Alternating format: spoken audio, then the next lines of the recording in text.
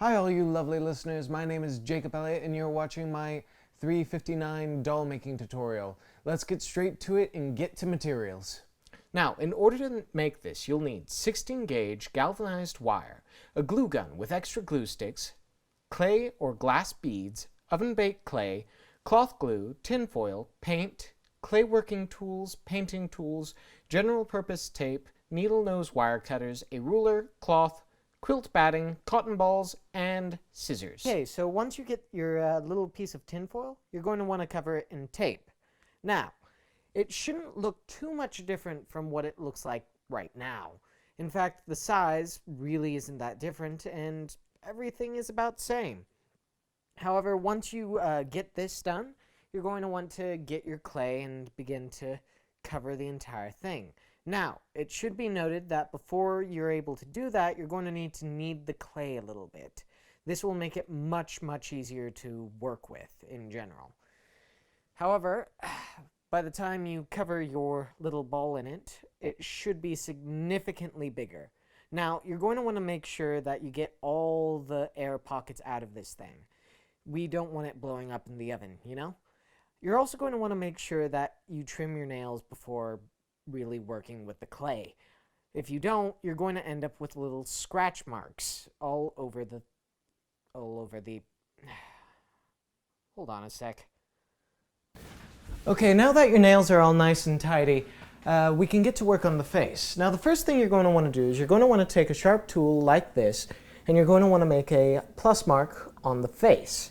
Now this plus mark will be used to figure out where the eyes, nose, chin, etc. is on the face. Take two beads, either glass or clay, and put them where the eye would be on the horizontal line. You then take small pieces of clay and attach them like so and smooth them out with either your fingers or a tool. Little by little, you can add features such as the forehead, eyes, nose, chin, etc., etc., etc., until you get a full fledgling face. However, it is important to note that you are going to have to take this tool, a piece of 16 gauge wire, and you're going to have to put it halfway up the head.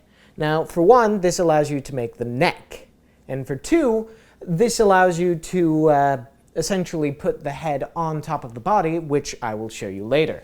Now, I'd love to get into the detail of how to make the hands or the feet, but for now, you're just going to have to try and, try it on your own.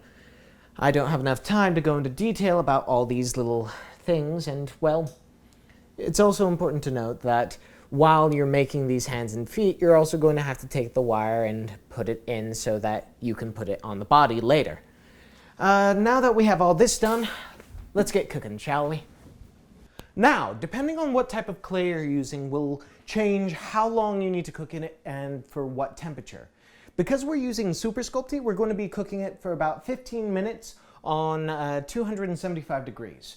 So let's put this in the oven, try not to burn yourself, and then let's get to work on the bodies.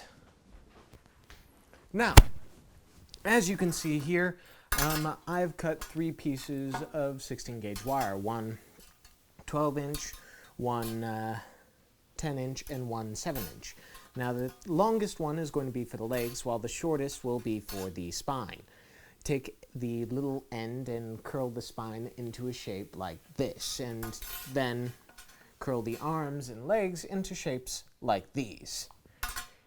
This is, of course, using your needle nose pliers / wire cutters. Anyways, once you get that done, you should be able to put the parts together quite easily. And once you get the parts together, you should secure them with any sort of, smaller wire. Of course, after you do that, you should secure it even more with hot glue. Now, once you get all that done, you use the hot glue gun, the cotton balls, and the strips of batting in order to get your body the way you want it. Now, add more cotton balls and more batting for plumper areas, but with the doll that I decided, I chose to pick a more, muscular form. though the arms are still a bit wobbly. Anyways, you simply take the head and you just, well, poke it right on thanks to that little hole. Now you're going to need to add glue to this as well, but once you do that, all you have to do is add paint and add, well, whatever accessories or clothing you want to finish up the process. Now that you have that down, let's go through a quick review. Now through this tutorial, you've learned how to make a head for your doll, make the basic extremities for the doll, how long to cook the doll, and how to make a body for the doll, as well as putting the whole thing together. Well, as you can see, this doll came out quite well, and I hope you enjoyed watching this tutorial as much as I enjoyed making this doll. My name is Jacob Elliott, and I hope you have a nice day.